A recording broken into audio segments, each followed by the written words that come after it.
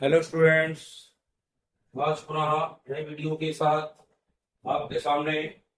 आपको मालूम है कल मैंने आपको समस्त क्रियात्मक समूहों के बारे में चर्चा कर रहे थे कि हम क्रियात्मक समूह आपको बताएंगे, और हमने आपको एल्केन श्रेणी, एल्कीन और एल्काइन श्रेणी बता दी है। उसमें थोड़ा सा आपको डबल बार नहीं बताया था कि एल्कीन में द्विबंध लगता है, एल्काइन में त्रिबंध का प्रयोग होता है, जबकि एल्केन में एकल बंध का प्रयोग किया जाता है। अब हम क्रियात्मक समूह बताने से पहले चलते हैं आईयूपीएसी नाम में। आईयूपीएसी नामकरण के लिए हमको यह ध्यान रखना है कि थोड़ा सा ध्यान रखें कौन कौन से नियमों को ध्यान रखते हैं, और ध्यान रखकर ये आईयूपीएसी नाम बनाते हैं। तो सबसे पहले तो हमें आईयूपीएसी का पूरा नाम पता हो, इसको लिख लीजिए। Inter national union of pure and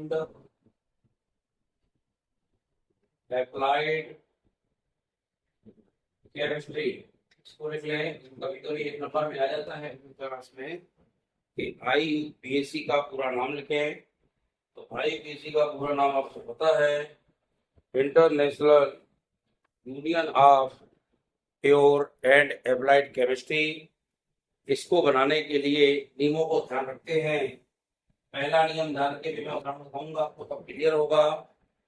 सबसे पहले यदि कोई श्रृंखला हमारी दी गई है तो लंबी से लंबी श्रृंखला का चयन करते हैं, चाहे वो श्रृंखला कहीं से लंबी आए, नीचे से, ऊपर से, बाएं से, दाएं से, यानी कहीं से भी जहां लंबी श्रृंखला का गिनती आती है वहीं से हम श्रृंखला का चयन करते हैं। यानी पहला नियम होगा आपका लंबी से लंबी श्रृंखला का चयन। पहला नियम हो गया लंबी से लंबी श्रृंखला का हम चयन करेंगे। चयन करने के बाद हमें यह देखना है कि आखिरकार हम गिनती किस तरफ से करेंगे। तो ध्यान रखिएगा, गिनती हम वहां से प्रारंभ करते हैं जहां से हमारा मूलक पास में लगा हो। अभी आप मूलक नहीं जानते होंगे। मूलक मैंने आपको पढ़ाए थे कि एल्केन श्रृंखला में से एक हाइड्रोजन परमाणु निकाल देने पर जो हमारा यौगिक बनता है उसे हम मूलक कहते हैं। इसे कहते हैं, इसी एल्केन श्रृंखला में यदि एक हाइड्रोजन परमाणु बाहर कर देंगे तो जो बना हुआ हमारा यौगिक होगा वह कहलाएगा मूलक। और मूलक जहां से सबसे नजदीक आएगा अंकन हम वहीं से प्रारंभ करेंगे, चाहे वो बाएं से आए, चाहे दाएं आए, चाहे ऊपर से आए, चाहे नीचे से आए। हमें किसी भी रूप में पहला नियम तो ध्यान रखना है कि लंबी श्रृंखला का चयन करना है, लेकिन लंबी श्रृंखला वहीं से बनाना है जहां से हमारा मूलक सबसे नजदीक आया हो। यानी नजदीक मूलक की तरफ से चयन करना है, नजदीक मूलक की ओर से लंबी श्रृंखला का चयन करना है। तो दो नियम तो क्लियर हो गए। आप सबसे पहले लंबी श्रृंखला का चयन करिए, लेकिन अंकन वहीं से करिए जहां से हमारा मूलक सबसे पास में आया हो। अब हमें श्रृंखला लिखें पहले, CH, CH3, CH2, CH2, CH, CH3 और CH। अब हमको यह देखना है कि अंक हमें किन्हें देना है। यानी हमने कहा है लंबी श्रृंखला का चयन करना, पहले काउंटिंग कर रहे हैं, गिनती बाद में लेंगे। 1 2 3 4 5 6 7 आ रही है।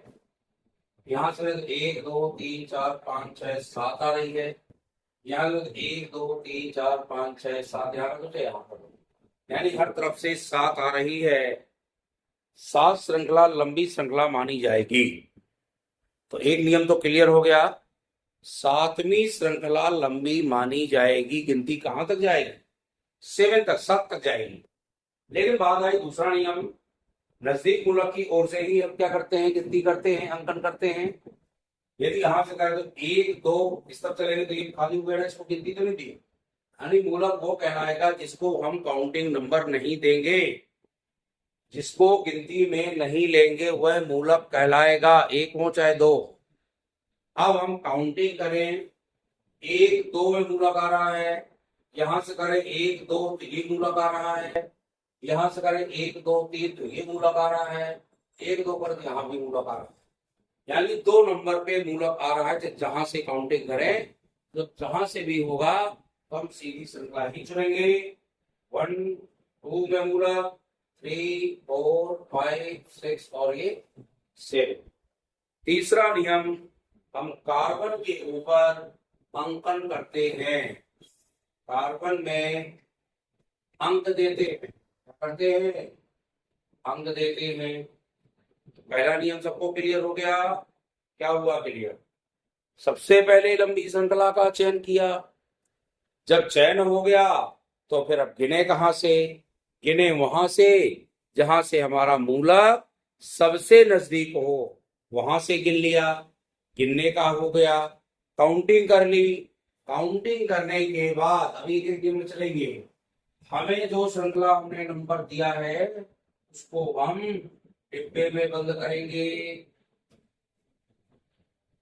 यानी श्रृंखला को चौकोर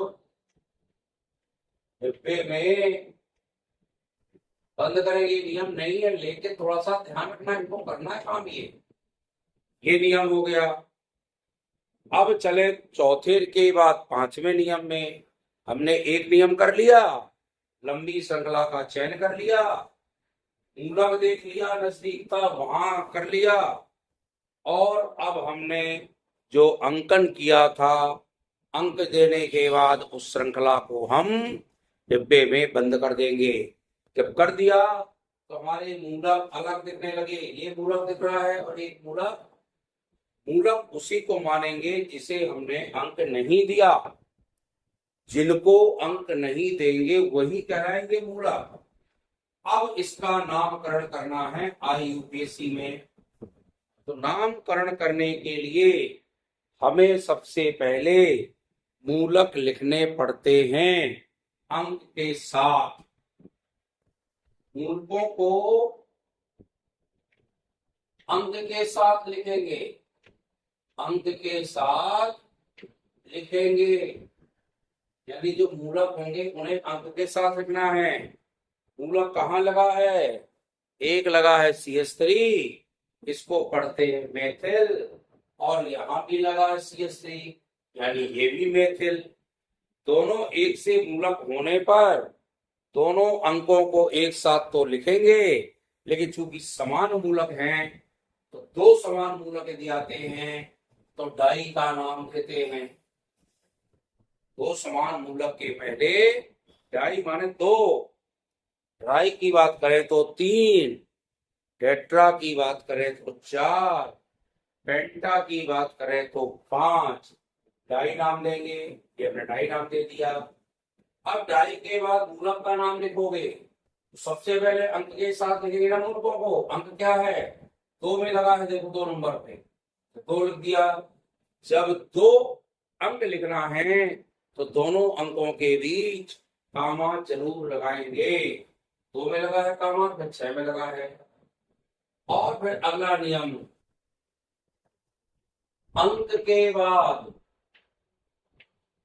डैश लगाते हैं, डैश अंक के बाद या मूलक लिखने के पहले, या इसी को लिख सकते हैं मूलक लिखने के पूर्व क्या लगाते हैं, डैश। तो हमने अंक तो लिख दिए, डैश जरूर लगाएंगे। ये नहीं भूलना है, ना तो कामा भूलना, यदि आपने कामा नहीं लगाया तो इसको पढ़ा जाएगा 26 पढ़ा जाएगा ना, इसलिए कामा जरूर लगाइएगा। जितने अंक लिखे कामा लगाएं, लेकिन अंक के जस्ट बाद यदि मूलक हो तो सीधे मूलक का नाम डैश के बाद लिख देंगे। अब चूंकि दो मैथिल एक से हैं तो मूलक लिखेंगे, यानी अब यहाँ पे दो एक से हैं तो मैथिल है, तो मैथिल के पहले क्या लगाएंगे? क्लियर हो गया? अंक के बाद डैश लगाना है, डैश लग गया। मूलक का नाम लिखना है, मूलक का नाम लिख दिया। लेकिन दो मूलक एक से हो तो डाई का नाम देना है। जब तीन आएंगे तो ट्राई नाम देंगे, चार आएंगे तो टेट्रा नाम देंगे। इस प्रकार से डैश लगा के मूलक लिख दिया। अब देखना है श्रृंखला की गिनती कहां तक गई है। दी गई है 7 तक। अब 7 नंबर पर तुरंत एल्केन श्रृंखला में आओ। मैंने एल्केन श्रृंखला में 7 में क्या बताया था? जब H की संख्या N की संख्या 7 हो तो हेप्ट पढ़ते हैं। क्या पढ़ते हैं? हेप्ट। और जब हेप्ट पढ़ेंगे तो चूंकि सिंगल बॉन्ड वाले हैं इनमें N लगेगा और मूलक के में कामा नहीं लगाना, सीधे लिखना है हेप्टेन।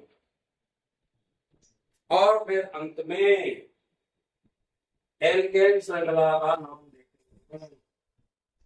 एल्केन श्रृंखला का नाम अंक के आधार पर कैसे देते हैं? अंक के आधार पर एल्केन श्रृंखला का नाम देंगे। यदि दो मूलक लगे हो भिन्न भिन्न तो दोनों मूलकों के आगे गिनती लिखेंगे और गिनती के बाद उस दूसरे मूलक को लिखने के पहले पहले मूलक में कामा लगेगा, दूसरी गिनती लिखेंगे, फिर डैश के बाद फिर हमें मूलक का नाम लिखना है। बिल्कुल आसान होगा। यदि आप क्रमबद्ध इसको देखते जाएंगे तो कहीं दिक्कत नहीं आएगी। अगला देखो CS3 CS3 CS3 C2 CH2 और CS3। अब इसकी काउंटिंग करने के पहले हमें देखना है लंबी श्रृंखला कहां से आ रही है और मूलक कहां से पास में आ रहे हैं।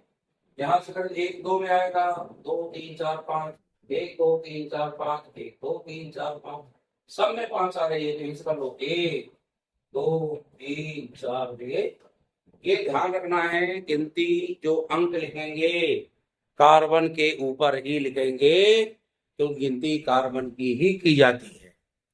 अब जब श्रृंखला बनती है गिनती कर ली तो फिर इसको श्रृंखला को डिब्बे में बंद करते हैं। पटरी से करिए बाकायदे, अच्छा लगे। ये पढ़ लिया। अब जब इसको कर लिया तो ऊपर नीचे मूलक लगे हैं। क्या लगे हैं? मूलक। और इन मूलकों के नाम के लिए सबसे पहले क्या करेंगे? अंक का लिखेंगे। किस नंबर पे लगा है? तो 2 नंबर पे लगा है, 2 में लगा, 2 में 2 बार लगे हैं। स्टूडेंट ध्यान रखिए, एक ही अंक में 2 बार लगे हों तो उस अंक को बार बार लिखते हैं। ये नहीं कि 2 बार लिख दिया, 2 में 2 बार लगा है, 2 बार लिखेंगे 2 और 2। देखो हमने दोनों अंकों में कामा लगाया है, 22 पढ़ेंगे। 2 2 हो गया। फिर अंक के बाद क्या लिखते हैं? डैश। इस नियम को जरूर ध्यान रखिएगा। नियम माइंड में होगा तो आईपीसी नाम गलत नहीं होंगे किसी भी हालत से। अब 2 के लिए डाई चूंकि मैथिल ही है, 2 के लिए डाई मैथिल का प्रयोग करेंगे। डाई मैथिल आ गया। अब गिनती कहां तक गई है? 5 तक गई है। 5 तक के लिए क्या लिखते हैं? पेंटेन। यहाँ सीधे आएगा पेंट में 1 लगाया पेंटेन और नामकरण हो गया। अब मूलक में कामा नहीं लगाओगे क्योंकि सीधे एल्केन श्रृंखला लिख रहे हैं।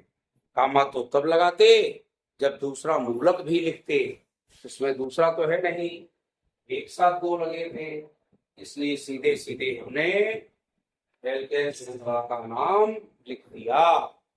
और जब लिख देंगे तो ये आपकी एल्केन श्रृंखला का नामकरण बन जाएगा। तो सबसे पहले लंबी श्रृंखला का चयन कर लेना। अंकन उस छोर से करना जहां से मूलक पास में हो। फिर आप श्रृंखला को एक डिब्बे में बंद कर देना।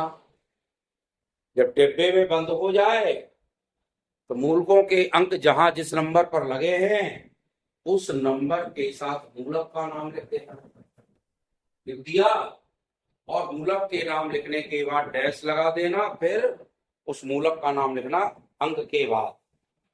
अंक के बाद डैश लगाना है, फिर मूलक का नाम लिखना है।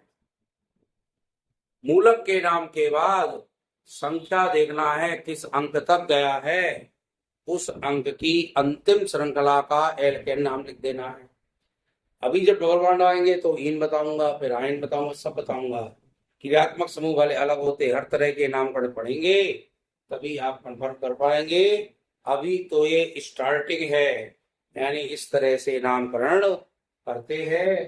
अंक कैसे लिखते ये जान जाओ, डिब्बे में उसको कैसे बंद करते हैं, किसको श्रृंखला मानते हैं ये जान जाओ, मूलकों के नाम कैसे लिखते ये भी पता हो, और मूलकों के अंक के बाद अंक के साथ डैश लगा के मूलक कैसे लिखते हैं। एक से मूलक दो हो तो ढाई। अब दो या दो से अधिक मूलक लगे हों, एथिल भी लगा हो और बैथिल भी, कोई भी लगा हो, तो फिर यदि दो मूलकों के नाम लिखने हो तो चलेंगे वर्णमाला क्रम में। वर्णमाला क्रम कहता है ABCD, जो पहले आएगा उसे पहले लिखेंगे। मान लो मैथिल भी लगा है और एथिल भी लगा है, तो एथिल इसे शुरू होता है, मैथिल से शुरू होता है। एथिल का नाम अंक के साथ पहले आएगा और मैथिल का नाम अंक के साथ बाद में आएगा। क्यों आएगा? क्योंकि आपके दो मूलक लगे हैं और मूलकों की गिनती उसी हिसाब से करेंगे जहां से मूलक पास में आएगा। तो इस तरह से आपको ये करना है। फिर मैं एक बात और बता दूं आपको, इसमें एक नियम और होता है, न्यूनतम योग का नियम। न्यूनतम योग के नियम में क्या होता है, जिस जिस अंक में मूलक लगे हों उस अंकों को जोड़ लीजिए, कितना आता है, और अंकों को जोड़ने के बाद जिस तरफ से फिर उतने नंबर आ रहे हैं, पास में मूलक आ रहा है, उल्टा क्रम भी लिख लीजिए और उन अंकों को भी जोड़ लीजिए। जो उनमें न्यूनतम योग आएगा वही श्रृंखला सही मानी जाएगी। यानी इसमें न्यूनतम योग का नियम भी फॉलो होता है। अंक किनको जोड़ते हैं? जिनमें मूलक लगते हैं वो अंक जोड़े जाते हैं। उन्हीं अंकों को जोड़िए और जहां न्यूनतम योग का नियम आए, जहां न्यूनतम हो जिस मूलक के साथ, वो वाली संख्या को सही मान ले, दूसरी संख्या को सही नहीं मानेंगे। और जब वो श्रृंखला सही मान लेंगे तो फिर आपका क्या हो जाएगा, निश्चित रूप से आप उस श्रृंखला के साथ क्रमबद्ध नामकरण करेंगे तो नाम सही हो जाएगा।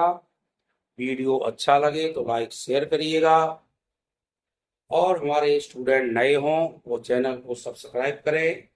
बहुत बहुत धन्यवाद।